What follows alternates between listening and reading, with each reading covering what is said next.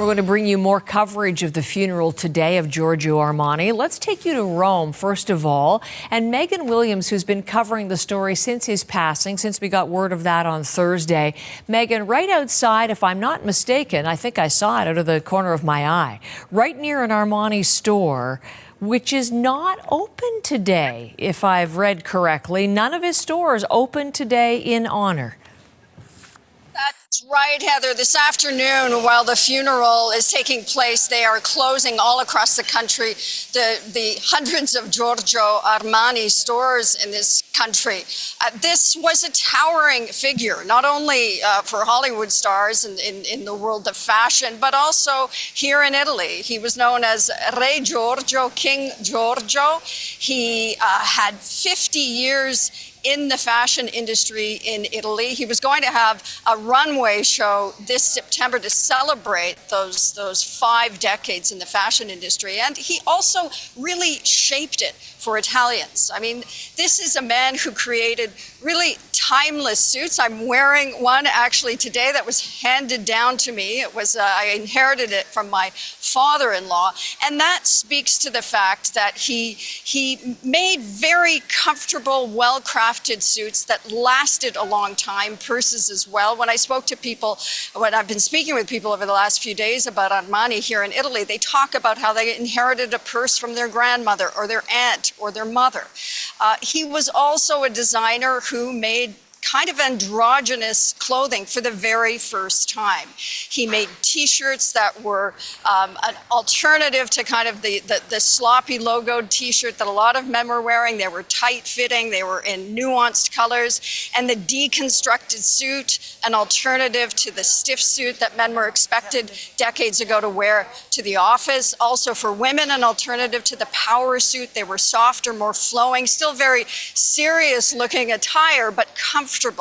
And he was really an advocate for women and women's fashion. He hated the way, what he said, other designers put women through in changing fashions all the time. He wanted to create a sort of a timeless look that people could wear decades later and still feel comfortable in and look good in. So in a country like Italy, where fashion is in a way almost feels like a moral imperative sometimes. It's not just about the fleeting trends. It's really about trying to look best for who you are. The passing of Giorgio Armani is really does mark the end of an era. Absolutely, Megan. Thank you so much for all of that context. It's great to see you again this morning, Megan Williams, who is in Rome.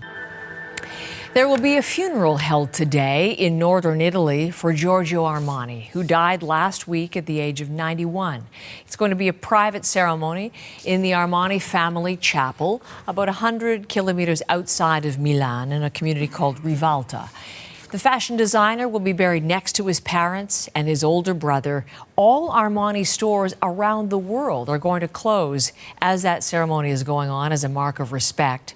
And over the weekend, as we look at these scenes, really incredible scenes, about 15,000 people from across Italy in Milan to pay their respects to what Megan Williams was telling us. A gentleman who was known as Re Giorgio, King Giorgio. That was the impact there. Someone who knew him, who spoke to him, who wore him. I didn't have a chance to speak to her last week, so this is a good opportunity to say good morning to Jeanne Beker. Thank you so much for coming in. I had to hear from you on these occasions, so I'm glad you're able to make some time. Oh, thank you so much, Heather, for having me on, and what an honor and a privilege it is to reminisce about the great Mr. Armani. Well, we will talk about why you just called him great, but let's talk about today. It's interesting, this private ceremony in Rivalta in the north, as I mentioned, where his mother, father, and brother are buried. Was this a place, Jeanne, was this well known, a place that was special to him? Well, it was near where he was born, and because his other family members are buried there.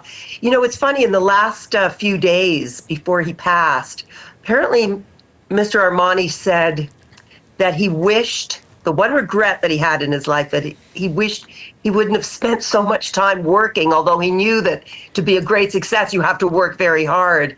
But he wished that he would have spent more time with family and friends. And I know that's something that we all think about all of us who are, real workhorses think about spending more time with family and friends. And he actually said that just in the days before his death. Isn't that something? Well, the fact that he did work so hard and the fact that his empire was so far-reaching led to the fact that 15,000 people plus showed up in Milan over the weekend. Fellow designers like Donatella Versace, but also just fans of his brand and his style. What did you make of those scenes? It was quite extraordinary. Well, that was quite touching, of course. The greats, the truly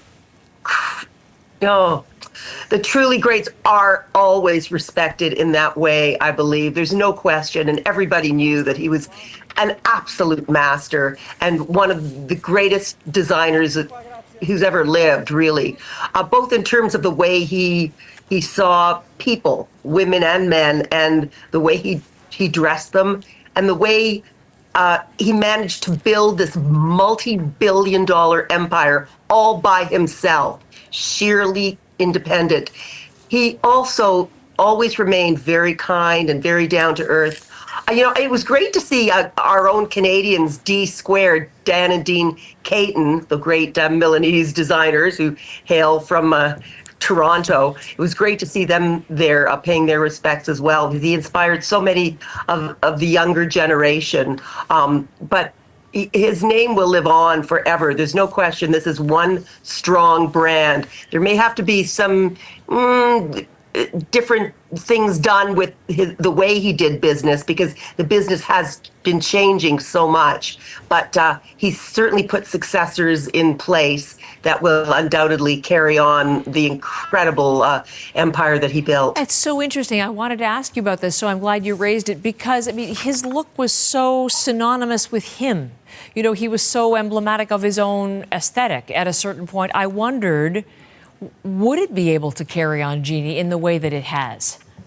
Well, in terms of his aesthetic, yes, I think so, because that is an attitude. Mr. Armani created an attitude of dress. For men, he took suits and he made them in softer fabric, so it was a more relaxed look. For women, well, he empowered us, in those wonderful power suits that he gave us. He also dressed women so beautifully for the red carpet, but it was never in your face. It was never too loud.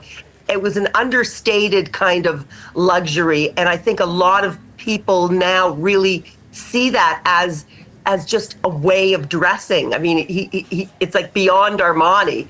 So I think as long as they keep putting out those amazing products, and the quality was always just impeccable, there's no question he'll succeed. But I think even structurally, he was running so much by himself. That's really hard to do. He had makeup, he had perfume, he had jewelry, he certainly had Armani Casa, things for the home, the men's, the women's, different lines like Emporio Exchange, Armani Emporio, or it's called Emporio Armani and Armani Exchange, those two, lines that were a little more affordable for people. So he was just running all these businesses together. He may have to diversify a bit.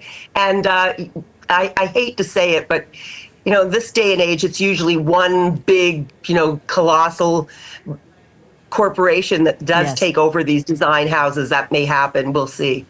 We will see. We'll definitely be following that closely. When you talk about what he did for women's fashion, so here's a couple of quick stories. Number one, I was just talking to Megan Williams, Jeannie, who's our reporter in Rome. She told me as she was standing in front of one of his stores in Rome that she was wearing a blazer that her father-in-law had given her. She must have had it tailored for herself. It dates back years, and it was just she was wearing it because it's still just fantastic. I remember the very first federal election I covered. I just went wild and bought an Armani blazer because that was, to me, the epitome of professionalism and, the career look. Absolutely. Only once in my life did I do that, but I remember having done that specifically for that occasion. For you, what did you feel when you wear, or do you feel when you wear, and what have you felt when you've worn Armani? Well, I was sent to cover the Olympics in Vancouver, which was pretty cool. And I was supplied with a mini wardrobe by Armani. And I still have each and every piece.